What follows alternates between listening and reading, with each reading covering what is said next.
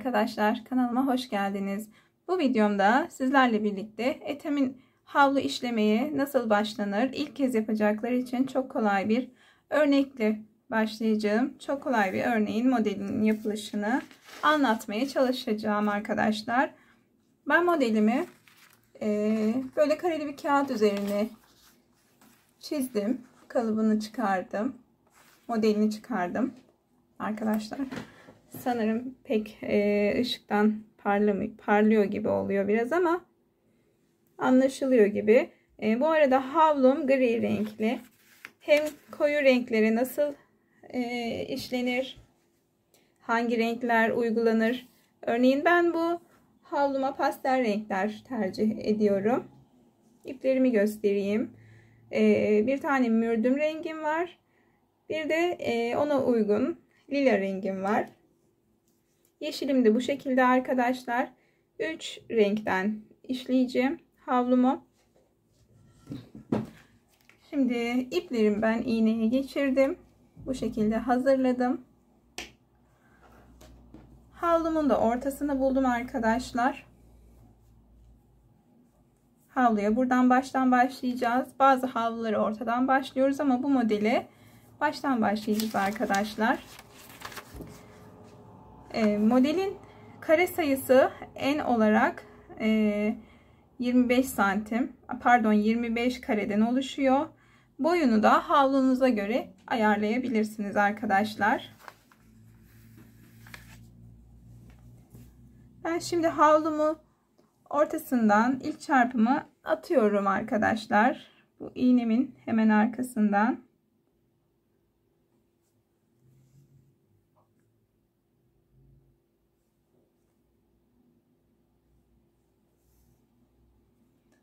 Bu şekilde ilk çarpımı atıp işaret iğnemi çıkartıyorum.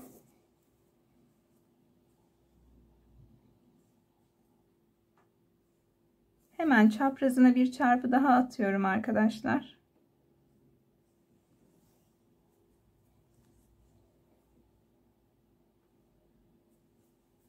Onun çaprazına 5 tane çarpı atacağım.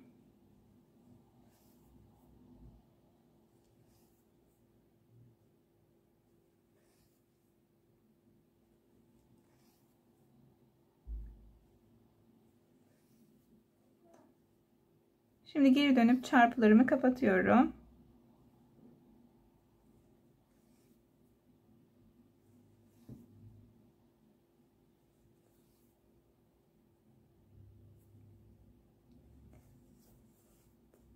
Şimdi buraya atlayacağım arkadaşlar.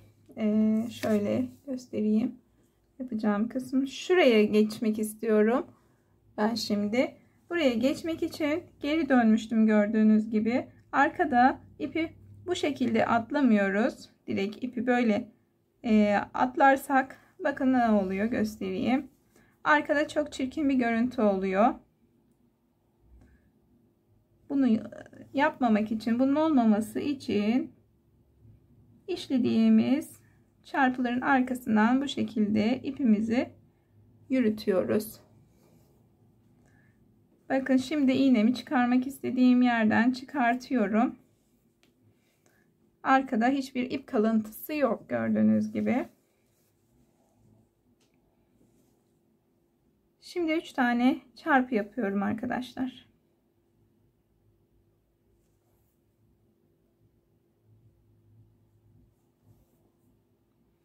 Geri dönüp kapatıyorum.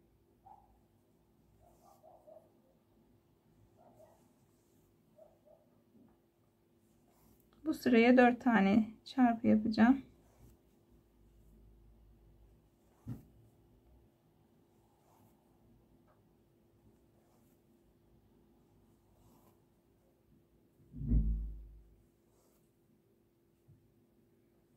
Şimdi buradan tekrar hemen alttan aynı hizadan başlıyorum.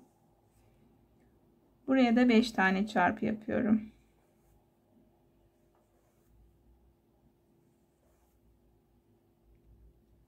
Geri dönüyorum.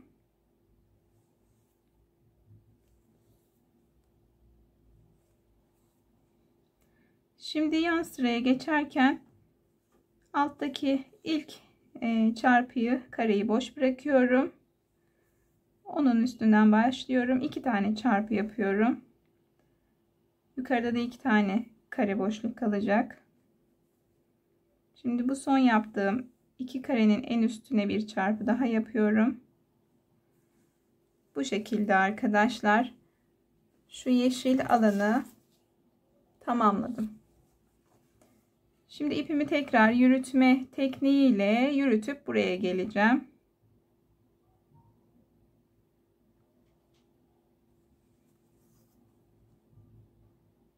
Bu şekilde ipimi yürütüyorum.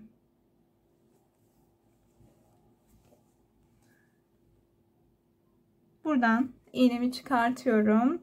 Dal kısmını oluşturuyorum. Şuradayım. Bir tane çarpı yapıyorum. Onun yanından tekrar iğnemi çıkartıyorum. Bu kez 5 tane çarpı yapıyorum.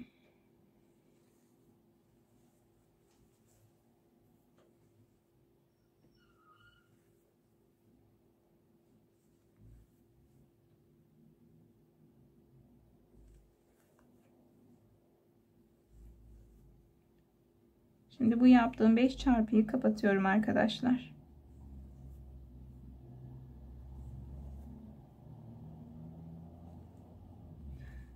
Tekrar arkaya dönüp ipimi yürütüyorum.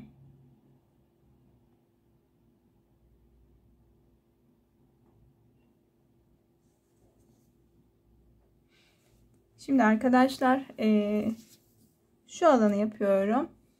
Bu çiçeğin kökünü yapıyorum.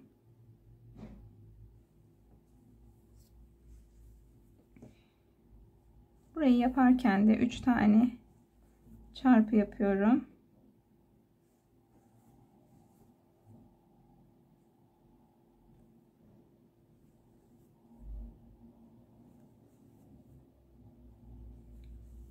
Yan sıraya geçiyorum. Buraya da 4 tane çarpı yapıyorum.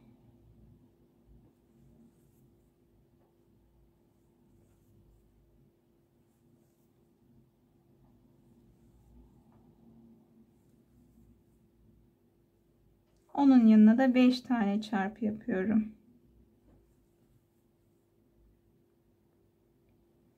Çarpılarınız aynı yöne bakarsa işlemeleriniz her zaman daha temiz görünür, daha düzgün görünür.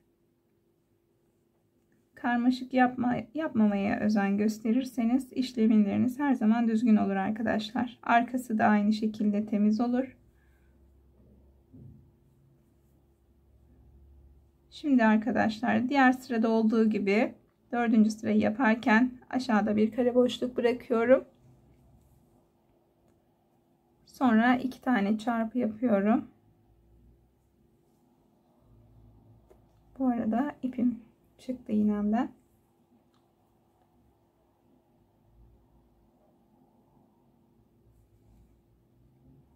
Yaptığım 2 çarpıyı kapatıyorum. Buraya bir tane daha çarpı yapıyorum arkadaşlar.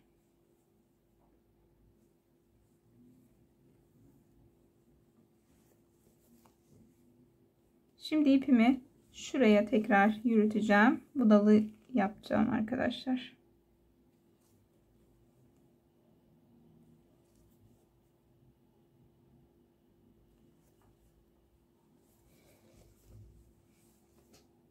Buraya bir tane çarpı yapıyorum. Yanına da 5 tane çarpı yapıyorum.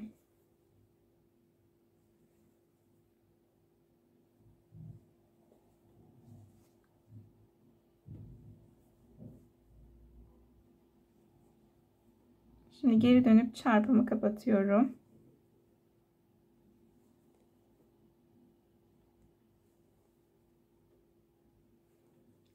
İpim az kaldı arkadaşlar. Ben bu ipi burada kesiyorum.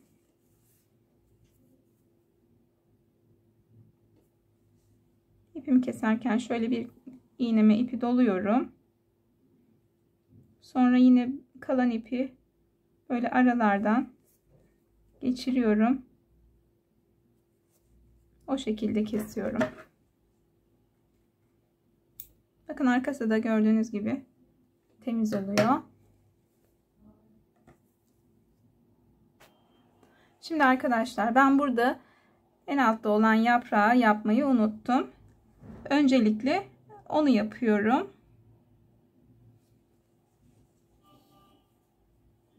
Hemen şurada çaprazdan iğnemi çıkarttım.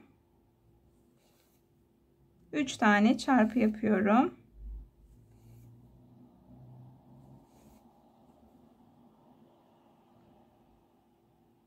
Altta bir tane kare boşluk bırakıyorum. Tekrar 3 tane çarpı yapıyorum. Bu işlemi 3 kez tekrarlıyorum. Yani 3 sıra olacak bu yaprak. 3. sıradayım. Bu şekilde zikzak yapar gibi arkadaşlar yaprağımızı oluşturuyoruz.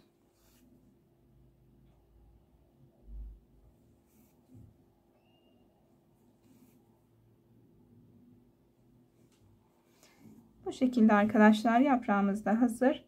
Şimdi ben şuradaki kısma geçiyorum arkadaşlar. İğnemi buradan çıkartıyorum arkadaşlar. Şimdi buradaki yaprağı yapıyorum. Aşağıda gösterdiğim gibi, buradaki yaprakta gösterdiğim gibi 3 tane çarpı yapıyorum. Geriye dönüyorum. 3 sıra olacak şekilde bu işlemi tekrarlıyoruz. Zikzak gibi yapıyoruz ve yaprağımız oluşuyor.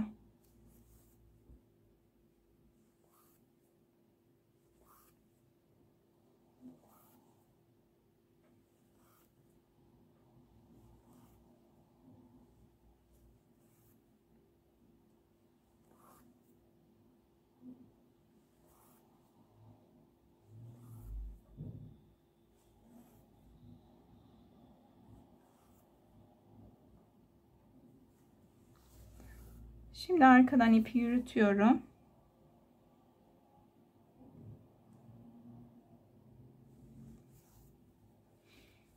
İğnemi buradan çıkartacağım. Bu dalın hemen üstünden bir tane çarpı yapıyorum.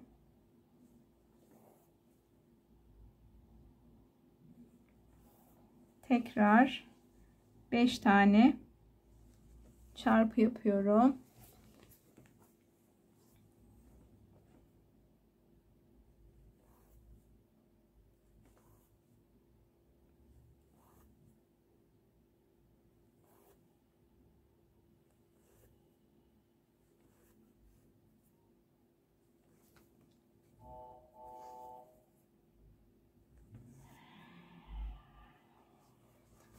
Burada ipimi yukarı yürütüyorum.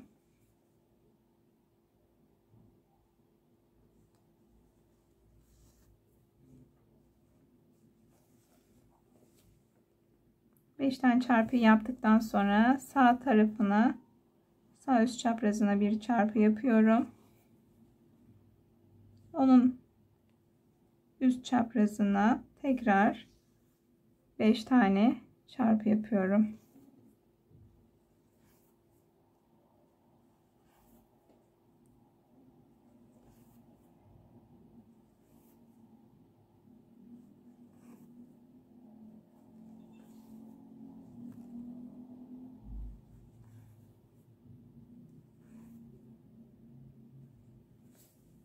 Evet arkadaşlar. Şimdi buradaki yaprağı yapacağım.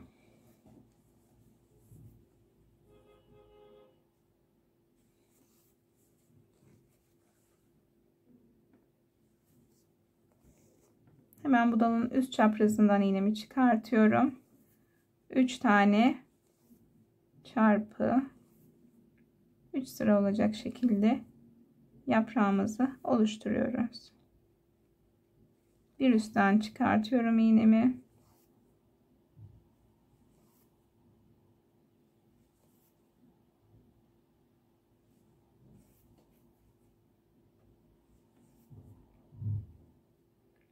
Ve üçüncüyü yapıyorum.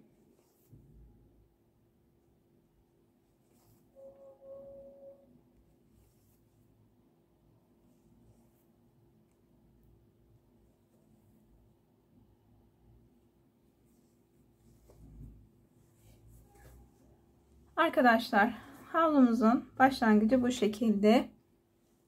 Bir sonraki videomda da çiçekler nasıl yapılır onu göstereceğim arkadaşlar. Videomun sonuna bu örneği ekleyeceğim. Ekran görüntüsü alabilirsiniz. Siz de yapmak isterseniz. Ya da Pinterest'te bulabilirsiniz bu modeli arkadaşlar. Dilerseniz fotokopi de çektirebilirsiniz. Telefonunuza indirip. Buraya kadar izlediğiniz için hepinize çok teşekkür ediyorum arkadaşlar. Videomu beğenip kanalıma abone olursanız sevinirim. Hoşça kalın.